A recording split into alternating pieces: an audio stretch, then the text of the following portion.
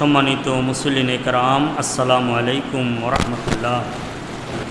আজকে আমরা ইনশাআল্লাহ তাআলা আজান এর গুরুত্ব ও ফজিলত এবং আজান সম্পর্কে প্রাসঙ্গিক প্রয়োজনীয় মাসলা মাসাইল সম্পর্কে আমরা আলোচনা করব। আমাদের আলোচনা ইনশাআল্লাহ তাআলা কয়েক জুমা ধারাবাহিকভাবে চলবে। আজান এটি আরবি শব্দ। এই আজান শব্দটি আরবি ভাষায় অনেক অর্থে ব্যবহৃত হয়েছে। একটা হলো এলাম, অর্থাৎ জানিয়ে দেওয়া, সংবাদ দেওয়া, শুনিয়ে দেওয়া, অবহিত করা। যেমন এই অর্থে কোরআন কারীমে আজান শব্দটির ব্যবহার সূরা তওবার ৩ নম্বর আয়াতে রয়েছে। যেমন আজানু মিনাল্লাহি ওয়া রাসূলিহি ইলান নাসি ইয়াউমাল হাজ্জিল আকবারে আন্নাল্লাহা বারিউ মিনাল মুশরিকিনা ওয়া রাসূলুহু। এইটার শাব্দিক অর্থ হলো যে আল্লাহ এবং আল্লাহর রাসূলের পক্ষ থেকে ঘোষণা মানুষের নিকটে ইয়াউমাল হাজ্জিল আকবার, হজ্জে আকবরের দিন, অর্থাৎ আমাদের নবী মুহাম্মদ রাসূলুল্লাহ সাল্লাল্লাহু তাআলা আলাইহি ওয়াসাল্লাম জীবনে একবারে হজ করেছেন। এটা হলো কি বিদায় হজ। তো ওই হজটাকে হজ্জে আকবর বলা হয়েছে, অর্থাৎ মহান হজ, বড় হজ। তো এটার পিছনে অনেক কারণ রয়েছে। একটা কারণ হলো এটা এমন এক হজ যেই হজের মধ্যে নেতৃত্ব দিয়েছেন সাইয়্যিদুল আম্বিয়া আমাদের নবী মুহাম্মদ রাসূলুল্লাহ সাল্লাল্লাহু আলাইহি ওয়াসাল্লাম। এই জন্য আদম আলাইহিস সালাম থেকে হজের শুরু হয়েছে, কিয়ামত পর্যন্ত হজ চলবে।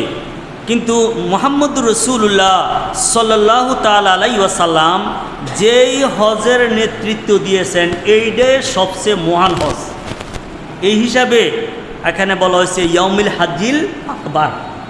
আবার কেউ কেউ বলতেছেন যে হজে আকবর বলার পিছনে কারণ হলো এই আরাফার যে দিনটা, এই দিনটা ছিল শুক্রবার, জুমার দিন। তাহলে জুমার দিনের একটা ফজিলত, আবার আরাফার দিনের একটা ফজিলত, এবং অন্য একটা হাদিস শরীফে রয়েছে দোনোটা আবার ঈদের দিন। জুমার দিনও ঈদের দিন, আরাফার দিনও ঈদের দিন। এই জন্য দুই ঈদ একত্রিত হওয়ার কারণে ওই হজটাকে হজ্জে আকবর বলা হয়েছে। এখনও কিন্তু আমাদের মধ্যে একটা প্রচলন আছে যে আরাফার দিন যদি জুমার দিন হয় তো এটা আকবরী হজ হয়েছে। ওই যে কোরআনে কারীমে যে কি হজ্জে আকবার।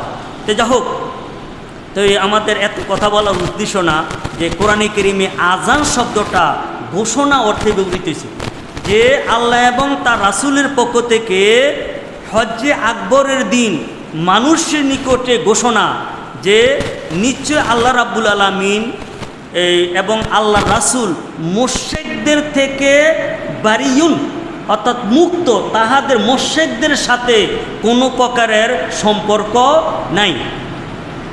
তো এই যে ঘোষণাটা আমাদের নবী মুহাম্মদ রাসূলুল্লাহ সাল্লামের মাধ্যমে ওই হজ্জে আকবরের দিন হয়েছিল।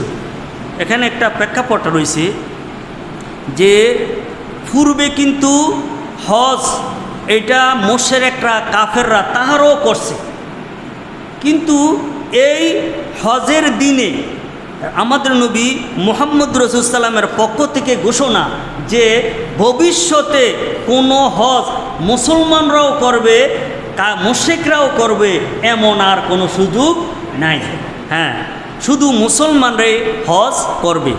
এবং কি কোরআনে কারীম এবং রাসূল সাল্লামের বাণীর মধ্যে রয়েছে যে হারাম শরীফের মধ্যে যারা কাফির মুশরিক তাহারা প্রবেশ করা পর্যন্ত নিষেধ। আবার সূরা আরাফের ৪৬ নম্বর আয়াতে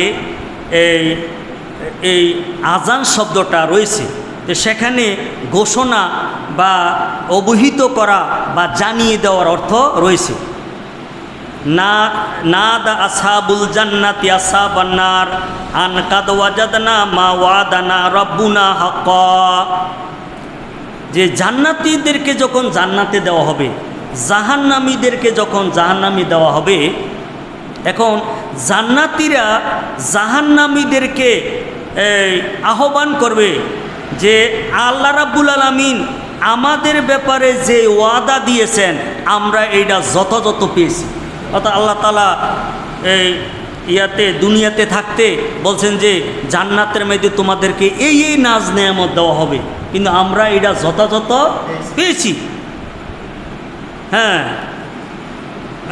এরপরে বলা হবে তাদেরকে, যে কাফের মুশরিকদেরকে বলা হবে যে তোমরাও কি আল্লাহ তাআলা যে ওয়াদা দিয়েছেন তোমরা কি এগুলাকে দুনিয়ার মধ্যে কাফের মুশরিকদের জন্য যে ওয়াদা দেওয়া হয়েছে তোমরা তো জাহান্নামে গেছো, তাহলে তোমাদের ব্যাপারে যে ওয়াদা বা অঙ্গীকার করা হয়েছিল এগুলো কি তোমরা যথাযথ পেয়েছো? ক্বালু নাম, তাহারা বলবে যে হ্যাঁ আমরাও কি পেয়েছি। অর্থাৎ আল্লাহ তাআলা এবং আমাদের নবী মুহাম্মদ সাল্লাল্লাহু আলাইহি ওয়াসাল্লামের মাধ্যমে জাহান্নামীদের যে আযাব গজবের যে ছিল, এখানে ঘোষণা ছিল, এগুলো আমরা যথাযথ পেয়েছি। এরপরে ফাআযানা মুয়াজ্জিমুন বাইনাহুম, অথবা তাহাদের মাঝে মুয়াজ্জিন ঘোষণা দিবেন। যেমন আমরা মুয়াজ্জিন কই না, মুয়াজ্জিন হচ্ছে কি ঘোষণাকারী। তো এখন মুয়াজ্জিন কে? তো এখানে হাসরের পরকালের যে মুয়াজ্জিন এটা হবে বিশেষ একজন ফেরেশতা, যে জান্নাতীদেরকে জান্নাতে দিয়ে জাহান্নামীদেরকে জাহান্নামে দিয়ে ঘোষণা দিবে যে আন্না লানাতুল্লাহে আলা যালিমিন, যে যাহারা জালেম তাহাদের জন্য লানত, অভিশাপ, নাউজুবিল্লাহ মিন জালিম। তো যাই হোক, এই সূরা আরাফের ৪৬ নম্বর আয়াত এই আজান শব্দটি রয়েছে, এবং আজান শব্দটি এলান, ঘোষণা দেওয়া, সংবাদ দেওয়া, অবহিত করার অর্থে রয়েছে। একটা জিনিস আমাদেরকে জানতে হবে যে শাব্দিক অর্থের উপরে কোনো একটা শরীয়তের বিষয় এইটা পরিপূর্ণ পরিচয় লাভ করা যায় না। যেমন যাকাত শব্দের শাব্দিক অর্থ হইল পবিত্র করা, বৃদ্ধি হওয়া, বরকত হওয়া, এটা হলো শাব্দিক অর্থ। কিন্তু এটার শরীয়তের পারিভাষিক একটা অর্থ রয়েছে। এটার অর্থ হলো যে যাহারা নেশাবের মালিক, তাহারা নেশাবের মালিকরা নির্দিষ্ট পরিমাণ সম্পদকে নির্দিষ্ট খাতে ব্যয় করা, এটার নাম হলো যাকাত। যেমন সলাতের শাব্দিক অর্থ হলো দোয়া আছে, রহমত আছে, ইস্তেগফার আছে, বিভিন্ন অর্থে ব্যবহৃত হয়। কিন্তু সলাত যে আমরা যে দৈনিক 5 ওয়াক্ত নামাজ পড়ি, এইটার একটা কি আছে, পারিভাষিক একটা সংজ্ঞা রয়েছে। এইটার অর্থ হলো কি, নির্দিষ্ট রোকনসমূহ নির্দিষ্ট পদ্ধতিতে নির্দিষ্ট সময় আদায় করার নাম হলো সলাত বা নামাজ। তদ্রূপ শরীয়তের পরিভাষায় আজান, এইটারও একটা কি রয়েছে, সংজ্ঞা রয়েছে। কথাটা এই জন্য বলছি যে বিশ্বের মধ্যে এখন এমন কিছু দেশ রয়েছে তাহারা মাতৃভাষাকে খুব প্রাধান্য দেয়। মাতৃভাষাকে প্রাধান্য দিতে যাইয়া ইসলামের যে সমস্ত বিধিবিধানগুলা, এটা কিন্তু কোনো ভাষার উপরে নির্ভর করে না, কোনো অঞ্চলের উপরে নির্ভর করে না। এটা হলো আমাদের নবী মুহাম্মদুর রাসূলুল্লাহ সাল্লাল্লাহু তাআলা আলাইহি ওয়াসাল্লাম যেইভাবে যেই ইবাদতের দিক নির্দেশনা দিয়েছেন এইভাবে চলব। এইটার মধ্যে কোনো প্রকারের রদবদল, পরিবর্তন করার কোনো সুযোগ নাই। আমাদের বাংলাদেশেও এরম একটা দল বেরিয়ে গেছে, এবং রাসূল সাল্লামের বাণীও এটার রয়েছে, ভবিষ্যৎবাণী রয়েছে। রাসূল বলছে যে লা ইয়াবকা মিনাদ দীন ইল্লা ইসমুহু, দ্বীনের শুধু নাম বাকি থাকবে। কি থাকবে না? লা ইয়াবকা মিনাদ দীন ইল্লা ইসমুহু, দ্বীনের শুধু নাম বাকি থাকবে। তাহলে বুঝা গেল নাম এক জিনিস, বস্তু আরেক জিনিস। যেমন দৈন্তা শাখা সাপ ও সাপ, ইংরেজিতে কি কয় স্নেক, এইটা কি আসলে সাপ নাকি? সরে গস্কর গু দৈন্তান্ন আগুন, এইটা কি আগুন? এটা হলো আগুনকে বুঝানোর জন্য শব্দ। এই জন্য রাসূল বলছেন যে দিনের শুধু নামটা থাকবো, কিন্তু বাস্তবে কোনো কিছু থাকবে না। এখন যেমন যে নেটের মধ্যেও দেখলাম যে ইয়ার মধ্যে নামাজের মধ্যে কোরআনে কারীম বাংলা পড়ে, সকল প্রশংসা, তাইলে বুঝেছিনি? আমি এই বিশ্ব সূত্রে জানছি তুরস্কের মধ্যে কিছু কিছু এলাকায় আজান এইটা আরবিতে না হয়ে তুর্কি ভাষায় আজান হইতেছে, নাউজুবিল্লাহ মিন জালিক। তাহলে এটা তো দিন বা ধর্ম শরীয়ত, এটা কিন্তু আঞ্চলিক বা অঞ্চলভেদে ভাষাগতভাবে না, বরং ইসলামের যে সমস্ত আবাদতগুলা যেইভাবে আছে এইভাবে হবে। তো এই জন্য এমনও দেশ রয়েছে, যেমন মিশর, আজকের থেকে মনে 5-6 বছর আগে যে সমস্ত মসজিদগুলা সরকারি, সেখানে কোনো মুয়াজ্জিন নাই, কম্পিউটারের মাধ্যমে অটোমেটিক সময় মাফিক আজান হয়ে। তাহলে এটা কি? আজানের নামটা আছে কিন্তু কি নাই, প্রকৃতপক্ষে আজান নাই। কারণ আজান দিবে কে? না, আজান এইটা একটা ইবাদত, ইবাদত করবে কে? মুকাল্লিফুন লিশ-শরঈ, কথাটা যেন উঠছে একটু বলে দিই। মুকাল্লাফুন বিশ-শরঈ, শরীয়তে আদিষ্ট ব্যক্তি। শরীয়তে কি? শরীয়তে আদিষ্ট কি? আমাদের হলো শরীয়তের হলো একজন ব্যক্তি যদি আকেল এবং বালেগ হয় তাহলে সে শরীয়তের মুকাল্লাফ। শরীয়তে সে কি করবে? শরীয়ত পালন করবে। এখন মুকাল্লাফ হওয়ার আগে যদি কোনো একজন ব্যক্তি কাজ করে, এইটা শরীয়ত হিসাবে এটা গণ্য হবেন না। আমরা একটা মাসালা বলতেছি, একজন ব্যক্তি নাবালক অবস্থায় হজ করে আলেছে, পরবর্তীতে তিনি সম্পদশালী হয়েছে, ওই সময় তো তার মালেরও মালিক হয় নাই, হ্যাঁ, পিতা মাতার সাথে অথবা আত্মীয় স্বজনের কাছে সে গেছে, কিন্তু হজ তো করছে, কিন্তু ব্যক্তির কি হয় নাই, এখনো বালেগ হয় নাই। বালেগের বয়স কত? এই সর্বনিম্ন হইল 12। আলামত যদি পাওয়া যায়, আর আলামত যদি পাওয়া না যায়, এটা হলো কি 15। তাহলে তার আলামতও পাওয়া যায় নাই, মনে করো 13-14 বছরে হজ করে লেছে, তাহলে এটা শরীয়তে এই হজ তার এরা হবে না। সম্পদশালী হলে আবার সে হজ করতে। এখন আজান এইটাও একটা ইবাদত, এইটা করার জন্য মোকাল্লাফুন ফিশ-শরঈ, শরীয়তে যে যাহাকে গণ্য করা হয়েছে ইবাদত করা, সে হবে। এই জন্য আছে পাগলে যদি আজান দেয় সেটা আজান হইতো না। একজন পাগল আজানের শব্দগুলো একবারে খুব সুন্দর করে মুখস্থ রাখছে, একজন বিধর্মী যদি দেয়। আচ্ছা, একটা পশু জবাই করলো, একবারে বিসমিল্লাহ, একবারে মাখরাজ সহকারে বিসমিল্লাহ আল্লাহু আকবার করে বিধর্মিয়ে একটা ছাগল জবাই করে লইল, এটা কি হয়ে গেছে? কারণ বিসমিল্লাহটা বলার তার কি নাই, রাইট নাই। এইটা এই বিসমিল্লাহ বলার সে যোগ্য না। এমন যোগ্য ব্যক্তি যদি কি করলো, বিসমিল্লাহ বললো, তাহলে এটা কি জবাই বলে? হ্যাঁ, তো এখন এইটি যদি না হয়, তাহলে একটা যন্ত্র, এটা কি পাগলের থেকে মনে হয়? কেউ আরে পাগলও তো নিজেরটা বুঝে, ছোটটা কোনটা বড়টা বুঝে, হ্যাঁ, বুঝেন না কথাটা? তাহলে এখন পাগলে আজান দিলে যদি আজান না হয়, তাহলে মিশিংয়ে কম্পিউটারে আজান দিলে হয়ে যাব। আমাদের নবী মুহাম্মদ রাসূলুল্লাহ সাল্লাল্লাহু আলাইহি সাল্লামের ভবিষ্যৎবাণী যে লা ইয়াবকা মিনাদ দীন ইল্লা ইসমুহু, দিনের শুধু নাম বাকি থাকবে। এমন আমার তো মনে হয় যে তথ্য প্রযুক্তি প্রতি আমরা যত আসক্তি হয়েছি যে যেই মসজিদের মধ্যে রোবট ইমাম আছে এটার মধ্যে মুসল্লির সংখ্যা বাড়বো।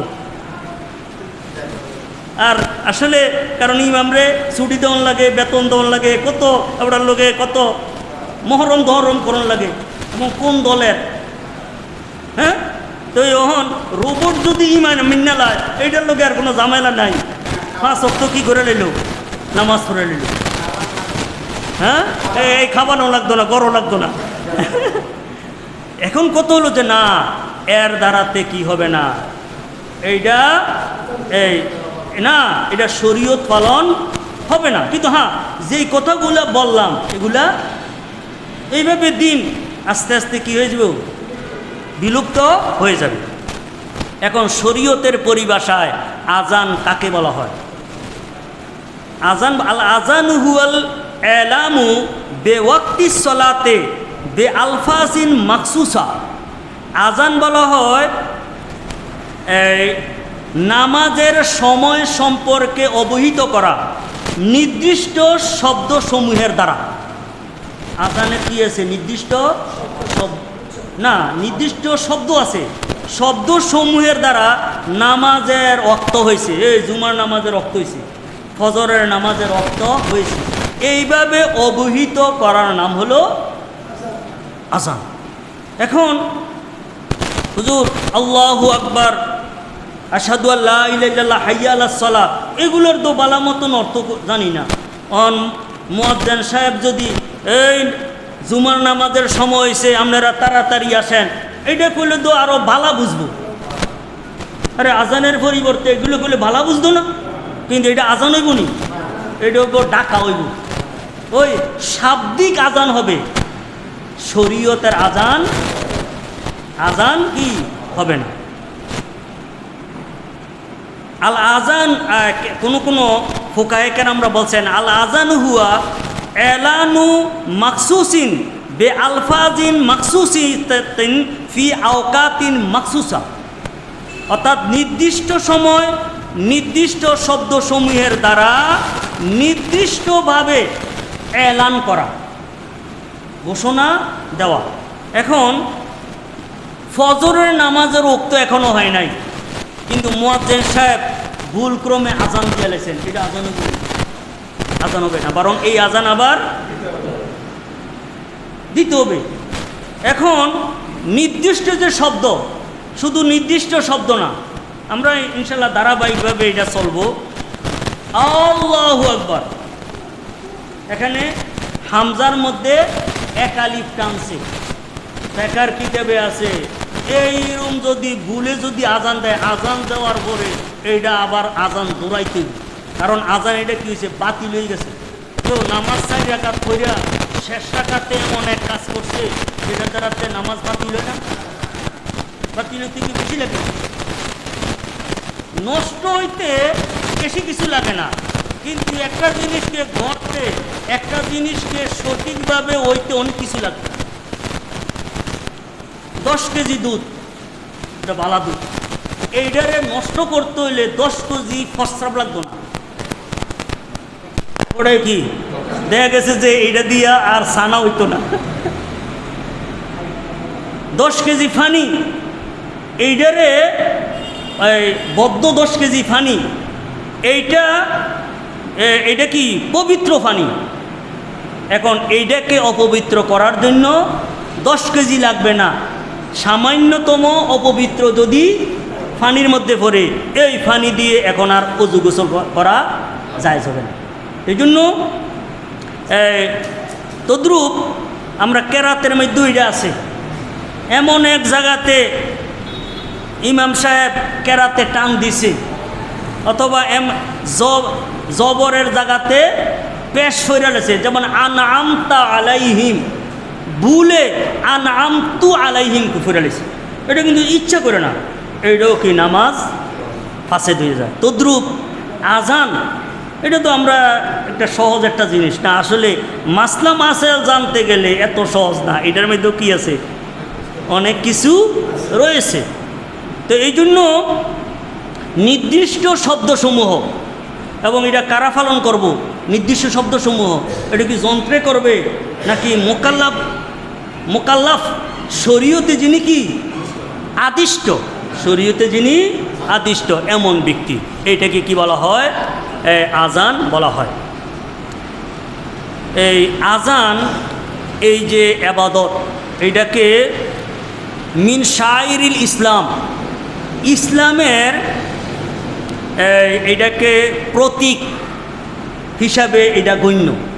আমাদের নবী মুহাম্মদুর রাসূলুল্লাহ সাল্লাল্লাহু আলাইহি সাল্লাম কোনো এলাকায় যদি দেখতেন যে আজান হয়েছে, রাসূল সাল্লাম ওই এলাকায় কোনো অভিযান চালাইতেন না, যে বুঝা গেছে এই এলাকার মধ্যে মুসলমান আছে। এখন এই যে আজান যে শরীয়তে প্রবর্তিত হয়েছে, এটার একটা প্রেক্ষাপট হয়েছে। এই মেরাজুন নবী সাল্লামের পরে তো নামাজ ফরজ হয়েছে মক্কায়ে মুকাররমায়, কিন্তু মক্কায়ে মুকাররমায় নামাজ জমাতে পড়েছেন, কি আজান প্রবর্তন হয় নাই।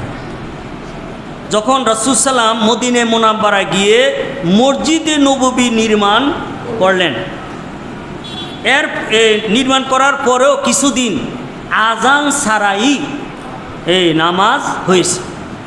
এখন রাসূল সাল্লাম সাহাবায়ে কেরামদেরকে নিয়ে একটা পরামর্শ করলেন যে এমন কি ব্যবস্থা করা যায় যার দ্বারাতে নির্দিষ্ট সময় মুসলমানরা জমাতে নামাজে আসবে। এটার জন্য একটা কি করলেন? পরামর্শ করলেন। তো পরামর্শের মধ্যে সাহাবায়ে কেরামরা 4-5টা প্রস্তাব দিয়েছেন। কেউ বললেন যে ঝান্ডা উড়ানো, অর্থাৎ পতাকা উড়াইব, তো পতাকা উড়াইলে বোঝা যাবে যে এখন নামাজের জমাত হইব। কেউ কেউ বললো যে আগুন জ্বালানো হবে, তাহলে আগুন জ্বালান দেখা বোঝা যাবে যে হ্যাঁ জমাতের নামাজের সময় হয়েছে। কেউ কেউ বলছে সিঙ্গা বাজানো, সিঙ্গা তো এখন মনে হয় চিন্তা না, ওই যে গরু বা মহিষের যে শিং আছে, শিং দিয়ে এটা আওয়াজটা করার, উঁচু করার একটা মাধ্যম। কেউ কেউ বলছে যে বাদ্য, ঢোল, হ্যাঁ, ঢঙ্কা, এগুলো বাজানোর জন্য। কিন্তু এগুলোর প্রস্তাব দেওয়ার পরে সাহাবায়ে কেরামরাই এগুলো নিয়ে আপত্তি করলো, বলল যে ঝান্ডা যদি, পতাকা যদি উত্তোলন করা হয়, এটা তো আর সবাই দেখতো না। আর আগুন যদি জ্বালায় তাহলে অগ্নি পূজকদের ইবাদতের সাথে এটা সামঞ্জস্য হয়ে যায়, তাহলে এটাও তো কি, এটাও তো অসুবিধা দিনের জন্য। আর হলো সিঙ্গা যে আওয়াজ, এইটা কিন্তু নাসারা তথা খ্রিস্টানরা এই কাজটা করে, তাহলে এই কাজটাও আজান কাজটা, এই যে জমাতের জন্য যে আহ্বান করাটা যদি সিঙ্গা দাঁড়াতে হয়, আছে সিঙ্গা, হ্যাঁ, সিঙ্গার দাঁড়াতে হয়, তাহলে এটা খ্রিস্টানদের সাথে মিলে যায়। আর ঢঙ্কা যেটা আছে এটা ইহুদিদের সাথে মিলে যায়। হ্যাঁ, এই জন্য এই পরামর্শ যেই সভাটা আছে, এইটা সিদ্ধান্ত ছাড়াই মুলতবি হয়ে যায়। মুলতবি হয়ে যাওয়ার পরে রাত্রে আব্দুল্লাহ ইবনে জায়েদ, একজন সাহাবী, তিনি স্বপ্নে দেখেন যে এক ব্যক্তি সিঙ্গা নিয়ে যাইতেছে। তো যাই গেলে তিনি বলেন যে আপনি আমার কাছে সিঙ্গাটা বিক্রি করেন। তো ওই বলল যে সিঙ্গা দিয়ে তুমি কি করবে? সিঙ্গাটা দিয়ে আমি মুসলমানরা যেন জমাতে নামাজ পড়ার জন্য একত্রিত হয়, এই জন্য এটা আমি ব্যবহার করব। তো ওই ব্যক্তি বলল ঘুমের মধ্যে, এটা হলো আল্লাহ রাব্বুল আলামিন একটা ফেরেশতার মাধ্যমে আব্দুল্লাহ ইবনে জায়েদ রাদিয়াল্লাহু তাআলা এটা স্বপ্নে দেখাইছে। এখন ওই ফেরেশতা বলল যে ওই ব্যক্তি বলল যে আমি কি তোমাকে এমন একটা পদ্ধতি শিক্ষা দিব কিনা যেই পদ্ধতিটা সিঙ্গার থেকেও আরও উত্তম। এইটা বলে ওই ব্যক্তি এই আজানের যে শব্দগুলা এগুলা তিনিকে শিখিয়ে দিলেন। শিখিয়ে দেওয়ার পরে এই যখন ফজরের রক্ত হয়েছে, ওই আব্দুল ইবনে জায়েদ রাদিয়াল্লাহু তাআলা আনহু রাসূল সাল্লামের নিকটে গেছেন, যে বললেন যে হুজুর, আমি তো আজকের রাত্রে এমন স্বপ্ন দেখেছি। তো রাসূল বলছেন যে হ্যাঁ, এইটা তো তুমি ইন্নাহা লা রুইয়া হাক্কুন, যে এটা সত্য স্বপ্ন, এটা ভালো স্বপ্ন। এটা কি একটা কথা শোনেন, এই হাদিস শরীফে আছে মোমেন মুসলমানের স্বপ্ন নবুয়তের 46 ভাগের 1 ভাগ। কারণ এই 46 ভাগ 1 ভাগ বলার পিছনে আরও কারণ আছে। রাসূল সাল্লামের নিকটে 6 মাস ওহী আসছে সত্য স্বপ্ন হিসাবে। তাহলে 23 বছর নবুয়তি প্রচারের, তাহলে 23-এর যদি ডবল করে 46, বুঝলেন কথাটা? এই জন্য রাসূল সাল্লাম বলছেন যে এই মোমেনের সত্য স্বপ্ন এইটা নবুয়তের 46 ভাগের 1 ভাগ। এবং বিশেষ করে যাহারা এই সত্যিকারের মোমেন মুসলমান, তাহাদেরকে আল্লাহ তাআলা সঠিক পথে রাখার জন্য সত্য স্বপ্ন দেন। তাদের নিকট ওহী নাই, কি নাই? ওহী নাই। এই রুয়ে সদেকা, সত্য স্বপ্ন, এইটা কি হয়ে যায়? তাহাদের এই চলার জন্য এইটা ইয়া হয়ে যায়, পাথেয় হয়ে যায়। আচ্ছা, যাও। এরপরে রাসূল সাল্লাম বললেন যে পাশে কিন্তু বেলাল রাদিয়াল্লাহু ছিলেন। বললেন যে বেলাল রাদিয়াল্লাহু আনহুর আওয়াজ কিন্তু বড়, তুমি কি করো? বেলালকে তুমি যে আজানে যে শব্দগুলো শুনছো, এটা বেলালকে তালকিন দাও। তালকিন বুঝেননি? ওই যেমন আমরা একজনে বললে সাথে সাথে আরেকজনে বলে, হ্যাঁ, তিনি কি করবে? আজান দিবে আর তুমি তাকে তালকিন দিবে। অর্থাৎ এগুলোকে যেমন আল্লাহু আকবার তুমি বলবে, বেলাল রাদিয়াল্লাহু তাআলা আল্লাহু আকবার বলছেন এইভাবে। ফলার পরে আজান দইছে। আজানের পরে এই আজান ঘরের থেকে হযরত উমর রাদিয়াল্লাহু তাআলা শুনছেন। উমর রাদিয়াল্লাহু তাআলা শুনিয়া হাদিস শরীফে আছে, তিনি এত তাড়াতাড়ি আইছেন যে লুঙ্গিটা কি দইরা, অর্থাৎ ফিন্দনেরও কি নাই, এটার দইরা কি করছেন, এই আসছেন। আয়েশা বললেন যে ইয়া রাসূলুল্লাহ ওয়াল্লাযী বিল হাক্কে লাকাদ রাআইতু মিসলাল্লাযী রাআ, হুজুর যায়েদে যে স্বপ্ন দেখছে আমি অনুরূপ শব্দ আল্লাহর কসম আমিও দেখেছি। এটা কথা শুনেন, ইন্টারনেট যদি খোলা থাকে, কে কোনো কি করে না করে, অনকে তো এটি বুঝা তো আমার মতন খুব কিছু কিছু বুঝা লাগে। তো এখন কে কোন আছে, বরং 14 জন সাহাবা এই স্বপ্নটা দেখেছেন। তাহলে বুঝিনি কথাটা?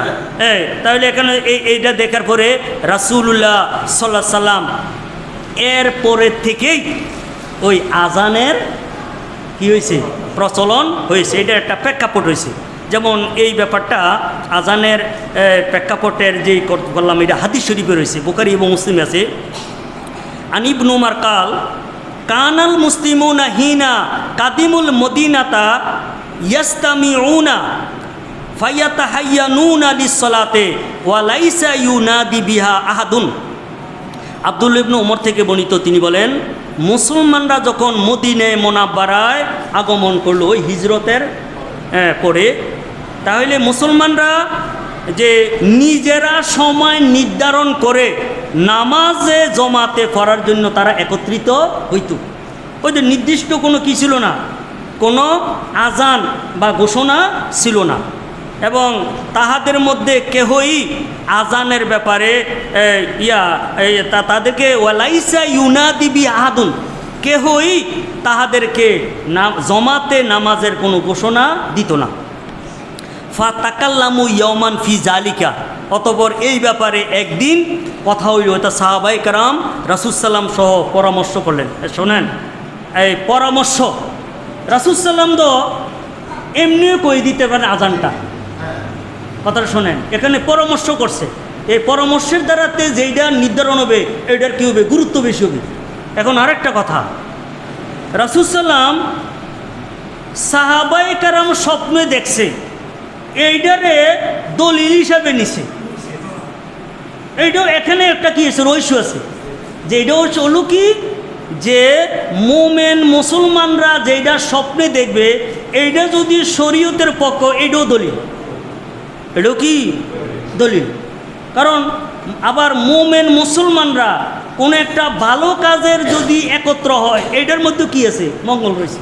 কারণ একটা হাদিস শরীফে আছে যে রাসূল সাল্লাল্লাহু আলাইহি ওয়াসাল্লাম বলেন যে আমার উম্মত সবাই পথভ্রষ্ট হয়ে যাবে না। অন্যান্য যে উম্মত দেখা গেছে একবারে পুরো জাতি পথভ্রষ্ট হয়ে গেছে। এই জন্য রাসূল বলছেন যে আমার উম্মতের মধ্যে ভালো লোকেরা, এ খারাপ লোকেরা না, ভালো লোকেরা যারা আছে তাহারা যদি কোনো একটা বিষয়ে যদি সিদ্ধান্ত দেয়, এইটার মধ্যে মঙ্গল রয়েছে।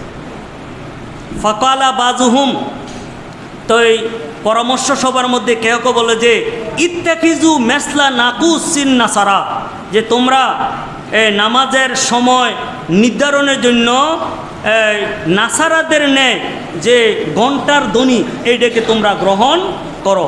ওয়াকালা বাজুহুম কারনান মেসলা কার্নিল ইয়াহুদ, কেউ কেউ বললো যে ইহুদিরা যেইভাবে সিংহা দেয় এইভাবে তোমরা সিংহা দাও। আরেকটা কথা শোনেন, কোরআনে কারীম এবং হাদিস শরীফে সব বিষয় এক জায়গার মধ্যে নাই, এগুলো কি আছে, সরাইয়া সিটি আছে। এই জন্য যাহারা কোরআনে কারীম এবং হাদিস শরীফ সম্পর্কে জানেন, এইগুলো তারা সবগুলোকে সমন্বয় করে একটা কি করছেন, নিয়ম করেছেন।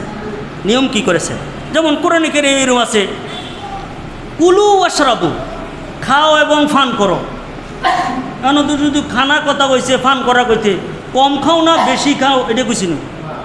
অন্য জায়গাতে লা তুসরিফু, তোমরা কি করো না, খাইতে যাইয়া ফান করতে যাইয়া এটা কি করো না, সীমা লঙ্ঘন করিও না, এটার মধ্যে বেশি খাইয়া লাগিও না, এইটা কইছে। এর দূর রাসূল সাল্লাম এইটারে কইছে ফেডারে কি করো, 3 ভাগ করো।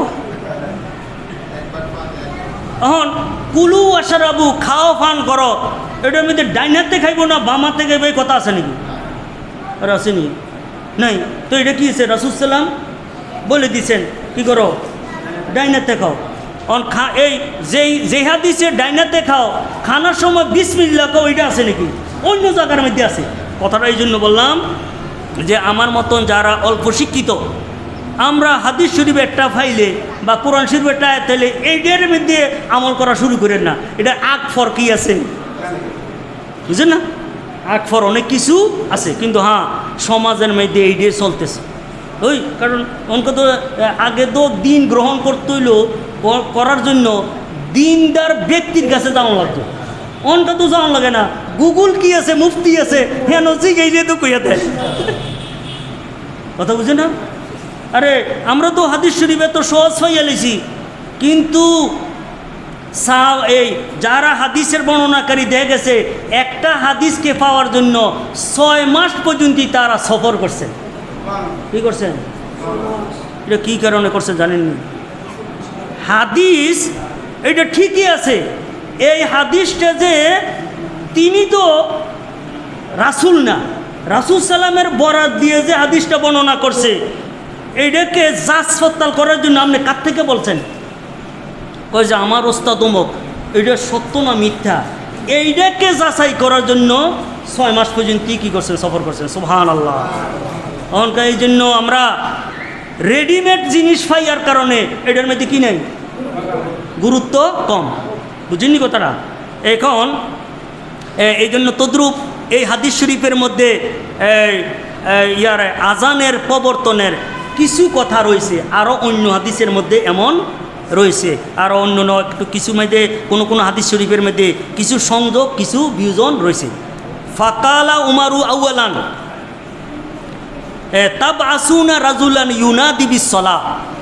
তো ওই পরামর্শের মধ্যে উমর রাদিয়াল্লাহু তাআলা বলছেন যে প্রথমে যে এমন একজন ব্যক্তিকে পাঠানো হোক যেই ব্যক্তি নামাজের ব্যাপারে ঘোষণা দিবে। ওই বাড়ি বাড়ি যে এলাকা যে এই নামাজের সময় হয়েছে, নামাজের সময় হয়েছে, তাহলে এইটাও একটা কী ছিল, প্রস্তাব ছিল। ফকাল রাসূলুল্লাহ ইয়া বেলাল, অতঃপর রাসূলুল্লাহ বেলালকে বললেন। ওই বেলালকে কি সাথে সাথে বলেছে, ওই স্বপ্নে দেখছে, স্বপ্ন দেখার পরে হ্যাঁ এরপরে বেলালকে বলছেন কুম, তুমি কি করো, দাঁড়াও, ফা না দিবি সলা, অতঃপর তুমি নামাজের জন্য আহ্বান করো। এই হাদিসটা বুখারী এবং মুসলিমের মধ্যে রয়েছে। এবং আরেকটা হাদিস শরীফ, আন আব্দুল ইবনে জায়েদ ইবনে আব্দে রাব্বিহি ক্বালা লাম্মা আমার রাসূলুল্লাহ বিন নাকুসে ইউমালু ফায়ুদরাবু বিহি লিন্নাসে লে জমি সলাতে তফা বি ওয়ানা নাইমুন রাজুলুন ইয়াহমিলু নাকুসান ফি ইয়াদিহি। ওই আব্দুল্লাহ ইবনে জায়েদ ইবনে আব্দে রাব্বি তিনি বলতেছেন রাসূল সাল্লাম কাছে, হুজুর আমি ছিলাম ঘুমত্ত, এমন সময় এক ব্যক্তি একটা সিংহাকে বহন করে আনতেছে। আমি বললাম ফাকুলতু ইয়া আব্দাল্লাহ, হে আল্লাহর বান্দা, হ্যাঁ আতাবিউল নাকুসা, তুমি কি এই সিংহাটা বিক্রি করবে? কালা ওমা তাসনাউ বিহি, ওই ব্যক্তি বলল যে এই সিংহা দিয়ে তুমি কি করবে? কুলতু নাদউ বিহি ইলা সলাহ, এই সিংহা দিয়ে আমি মানুষকে নামাজের দিকে আহ্বান করব। কালা আফালা আদুল্লুকা আলা মা হুয়া খাইরুম মিন জালিক, আমি কি তোমাকে এর থেকে আরও উত্তম ব্যবস্থার ব্যাপারে তোমাকে অবহিত করব? ফাকুলতু লাহু বালা, আমি বললাম যে হ্যাঁ, উত্তম যদি আরও কিছু থাকে এটা বলেন। ফাকালা, এরপরে তো ওই আগন্তুক যে ব্যক্তি ফেরেস্তা তিনি বলেন যে তাকুলু আল্লাহু আকবার, হ্যাঁ এই আজানের যেই শব্দগুলা, এগুলো আজানের শব্দ। এরপরে ফালাম ইলাকিরি ওয়া কাজাল একামত, এমনইভাবে তিনি একামতের শব্দগুলো বললেন। আমরা যে আজানের শব্দ, এই একামতের যে শব্দ, এগুলোও কি করলেন ওই ফেরেশতা বললেন। এখানে একটা আমাদের বড় এক, যারা হানাফি রয়েছি আমাদের জন্য বড় একটা দলিল, যে দেখবেন ইয়াতে গেলে, সৌদি আরব গেলে একামত কয়বার কয়? একবার হাইয়া আলাস সালাহ। হ্যাঁ তাদের পিছনে দলিল আছে, আমরা এই সমস্ত কথা বলবো পরবর্তীতে। কিন্তু এখানে যে আজানের শব্দগুলা ফেরেশতা যেইভাবে বলেছেন, একামতের শব্দগুলো এমনই বলেছেন। তাইলে আজান এবং একামত দুটোটার মধ্যে কোনো পার্থক্য নাই। হ্যাঁ, পার্থক্য এতটুকুই যে কদ কামাতিস সালাহ, বুঝেছিনি? এটা আমাদেরকে এটা ফালাম্মা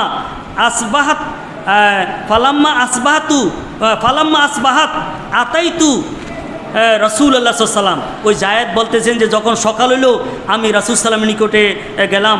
ফাকবারতু বেমা রাইতু, আমি স্বপ্নে যাহা দেখছি এগুলা বললাম। ফাকালা ইন্নাহা লা রুইয়া হাকুন ইনশাআল্লাহু ফাকুম মা বেলালিন ফালকি আলাইহি মা রাইতু ফালিউআজিন বিহি ফাইন্নাহু আন্দাস সাউতাম মিনকা। তো এইটাই আর যে তুমি বেলালের কাছে যাও, বেলালকে এগুলা করো, কেননা তার আওয়াজ হইল সবচেয়ে বেশি উঁচু।